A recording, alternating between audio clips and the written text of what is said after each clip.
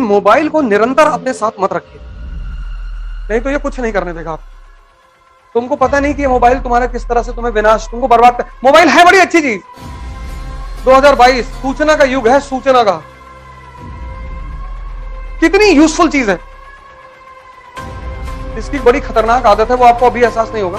ये आपकी जो कंसंट्रेशन की क्षमता है ना, उसको मार देगा। कंसंट्रेशन एक बार खत्म हुआ मतलब टूटा बिखरा, उसको दोबारा बनाना बहुत मुश्किल था। 2022 सूचना का युग है, सूचना का। जैसे अब तो मोबाइल, आप सारे लोग मोबाइल रखे होंगे, हम नहीं रखते मोबाइल अपने पास, हम क्लास में रखते ही नहीं। आप कहीं भी पता कर लीजिए, मैं क्लास लेने आता हूं तो मैं मोबाइल अपने साथ नहीं रखता। मैं मंदिर के अंदर जा रहा हूं, मैं मोबाइल लेके नहीं जाऊंगा। हाँ, मैं मूवी देखने जा रहा हूं तो मोबाइल लेके बैठूंगा मैं। तुमको पता नहीं कि ये मोबाइल तुम्हारा किस तरह से तुम्हें विनाश, तुमको बर्बाद कर। मोबाइल है बड़ी अच्छी चीज। अब जैसे मुझे इकोनॉमिक सर्वे पढ़ने की जरूरत नहीं होती, देश के बड़े बड़े इकोनॉमी के टीचर हैं, सबका लेक्चर अपलोड हो जाता है यूट्यूब पे। इकोनॉमिक सर्वे आया, 10-12 टीचरों ने समझाया, उसको सुन लीजिए।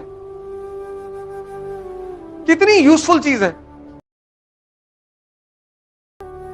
लेकिन मोबाइल को निरंतर अपने साथ मत रखिए, नहीं तो ये कुछ नहीं करने देगा आप। इसकी बड़ी खतरनाक आदत है, वो आपको अभी एहसास नहीं होगा। ये आपकी जो कंसंट्रेशन की क्षमता है ना, उसको मार देगा। फिर कुछ भी करोगे, कुछ भी करोगे, कंसंट्रेशन एक बार खत्म हुआ मतलब टूटा बिखरा, उसको दोबारा बनाना बहुत मुश्किल काम। दुनिया में अगर मन की स्थिरता को चेक करना है तो आदमी को किताब दे दो।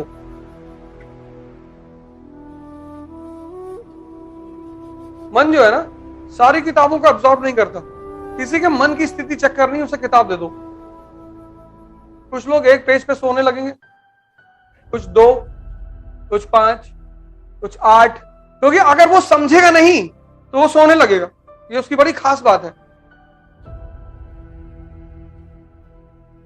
इसलिए आज लोगों के लिए किताब पढ़ना बहुत मुश्किल हो गया है, और उसकी मेन वजह है ये मोबाइल। इसने लोगों के कंसंट्रेशन को खत्म कर दिया।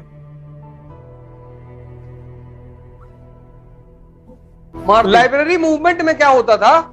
लाइब्रेरी भारत में एक मूवमेंट चलता था, लाइब्रेरी मूवमेंट क्या होता था कि हर गांव में एक न्यूज़पेपर आता था, एक कम्युनिटी रूम होता था, वहां पे एक चारपाई रखी होती थी, और उस गांव का जो पढ़ा लिखा आदमी होता था वो उस पूरे न्यूज़पेपर को पढ़कर गांव के लोगों को सुनाता था। 4-5 गांव के लोग मिलकर आते थे सुनने के लिए।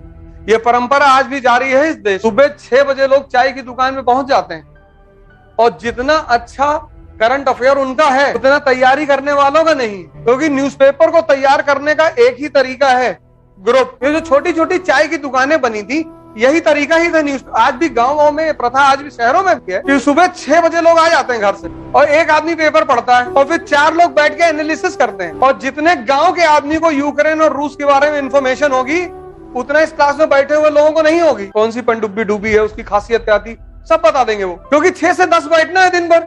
सुबह 6 बजे एक चाय ले ली, बैठे हुए, और 4 लोग रूस की तरफ से हैं, 2 यूक्रेन की तरफ से हैं। जेलेंस्की बहादुर जो है ना, डटा हुआ है, दूसरी पार्टी करेगी, मार रहे हैं सब पटक के। वहां ऐसे थोड़ी बहस होती है, वहां तो लीगल भाषा में होती है। आजकल तो मारपीट भी हो जाती है। लेकिन एक बार मैं बार बार आपसे कहता हूं कि पढ़ने लिखने से कुछ नहीं होता ही नहीं।